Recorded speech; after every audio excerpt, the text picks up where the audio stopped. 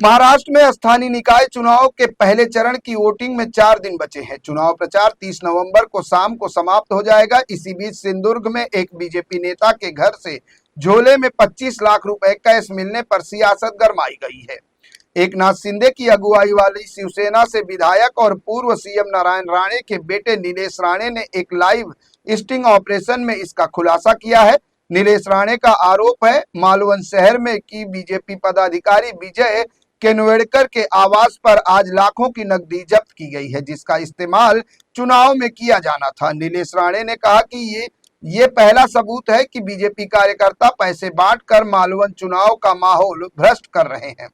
वहीं नीलेश राणे के स्टिंग पर बीजेपी नेता और मंत्री चंद्रशेखर बावनकुले ने पलटवार किया है। उन्होंने कहा कि किसी के घर से सीधे घुसना, बेडरूम तक जाना और उसे स्टिंग कर ऑपरेशन बताना सही तरीका नहीं है। उन्होंने कहा कि ये जांच का विषय है कि बरामद पैसा बिजनेसमैन से जुड़ा है या चुनाव में इस्तेमाल के लिए रखा था।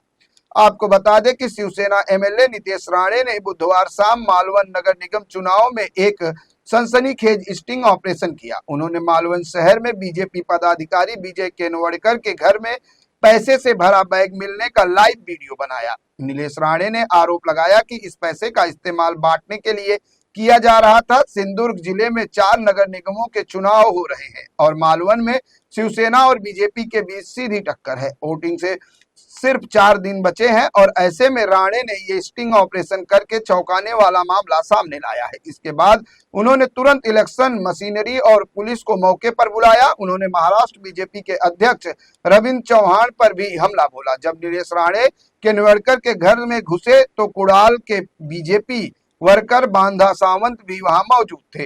राणे ने लाइव वीडियो में दिखाया कि केनवेडकर के घर में एक बैग में पैसों के बंडल थे।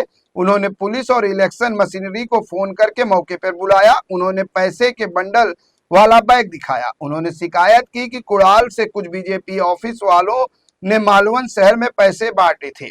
उन्होंने पैसों के बंडल वाले बैग को भी जब्त करने की मांग की। इसके बाद पुलिस और इलेक्शन अधिकारियों ने आगे की कार्रवाई शुरू की।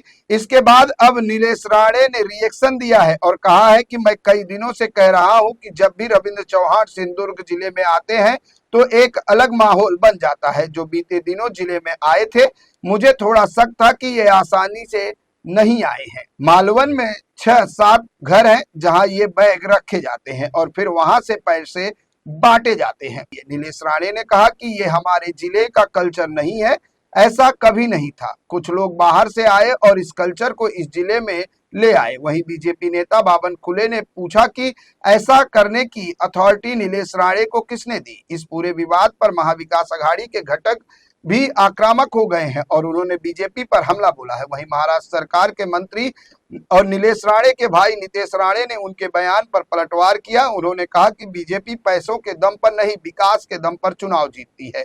आपको बता दें कि नीलेश राणे ने बीजेपी पर पहले भी एक आरोप लगाया था। उन्होंने कहा था कि रविंद्र चौहान की वजह से सिंधुदुर्ग में गठबंधन नहीं हो पाया। वहीं इस मामले को लेकर राणे परिवार में भी कलह दिखाई दे रही है और दोनों भाई आमने सामने नजर आ रहे हैं।